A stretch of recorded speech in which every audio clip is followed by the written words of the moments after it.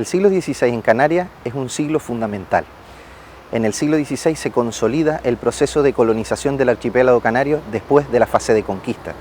Pero es un siglo también en el que las Islas Canarias recibirán la visita y el ataque de numerosos piratas y corsarios. Uno de ellos, Sir Francis Drake, corsario de la corona británica, es el protagonista de esta exposición.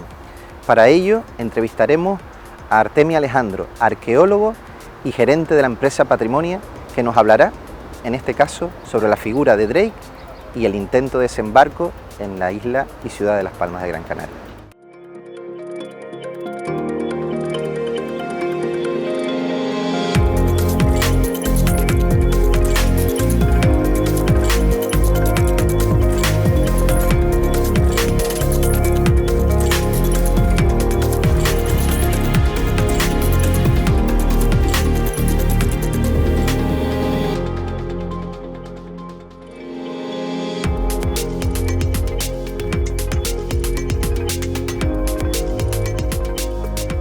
Estamos en una exposición que lo que celebra es precisamente la figura de Sir Francis Drake, un corsario que no solo atacó las islas, sino que también tenía un vínculo más estrecho a nivel comercial y con algunas familias y su propio primo, John Hastings, con el que atacó por último la ciudad de Las Palmas de Gran Canaria.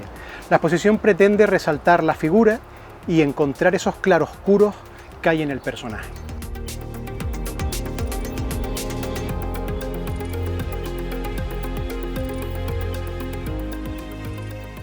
Estamos a finales del siglo XVI, que es el momento de auge de la actividad corsaria en Canarias.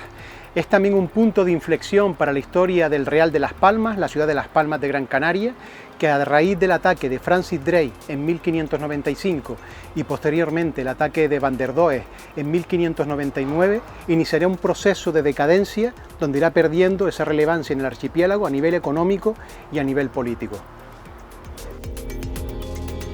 Francis Drake es una figura importante a nivel histórico porque tiene una proyección internacional como pocos de ellos la va a tener. Sitúa a Canarias en el contexto internacional, global. Es el comienzo también de la globalización, podríamos decirlo, en todos los aspectos. A nivel comercial, porque ya está América, porque ya los imperios no se circunscriben al espacio del Mediterráneo o lugares geográficos más concretos, sino que ya son imperios que se extienden a lo largo de todo el globo. El primero que lo hará es el Imperio Español. Inglaterra, con Drake a la cabeza, y Hastings, lo que intentan es socavar los cimientos de ese imperio y buscarse un hueco en lo que será posteriormente los gérmenes del imperio inglés. Quizás uno de los aspectos que más nos interesó a la hora de estudiar Drake era que conforme investigábamos en sus actividades, todo empieza obviamente por ese ataque a Gran Canaria, vamos descubriendo como una especie de telaraña en la que se van entretejiendo distintos elementos. Un carácter complicado, una figura que tiene también un perfil político, incluso artístico. Vemos también cómo participa en la trata esclavista y asimismo destaca de él acciones que por un lado te sorprenden por la crueldad, como pasar en Irlanda a 600 prisioneros a cuchillo sin ningún tipo de pudor o temblarle el pulso, con otros elementos de extrema generosidad, como fundar un hospital para marineros desamparados en Londres, poquito antes de ese último viaje a Gran Canaria.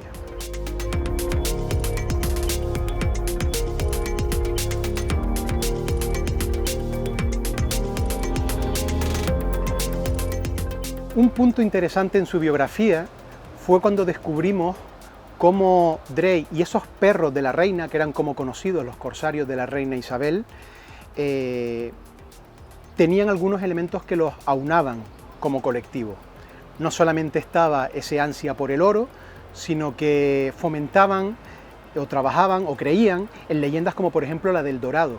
Ellos son unos grandes difusores de esa leyenda del Dorado, que tradicionalmente todo lo que es la leyenda negra ha vinculado al Imperio Español y a los españoles.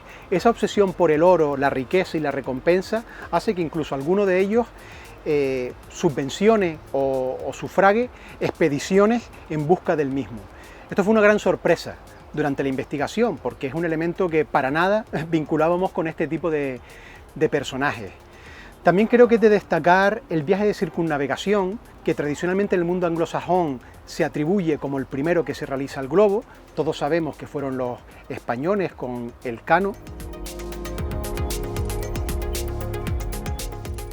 Frente al viaje de circunnavegación del globo que Magallanes y Elcano realizaron en un contexto científico de prestigio nacional, tenemos el viaje que realiza Drake, subvencionado por la reina también Isabel, por supuesto, en el que el objetivo final realmente no es la búsqueda de prestigio, sino que son actos de pillaje y casi piratería. Todo el viaje se organiza en relación a una serie de asaltos y de tomas de barcos o quema de ciudades, porque el objetivo final del viaje no era solamente descubrir los pasos y seguir los mismos o cotejar lo que las cartas náuticas castellanas o españolas en aquel momento decían y que ellos habían robado, sino también hacer de ello una empresa económicamente rentable. Nos llama la atención, pues eso, cómo hay un sentido de Estado dentro de la monarquía española a finales del siglo XVI y cómo aún la monarquía inglesa no termina de desarrollar ese sentido de lo trascendente, que lo desarrollará más adelante, pero no en ese momento con esa misión en concreto.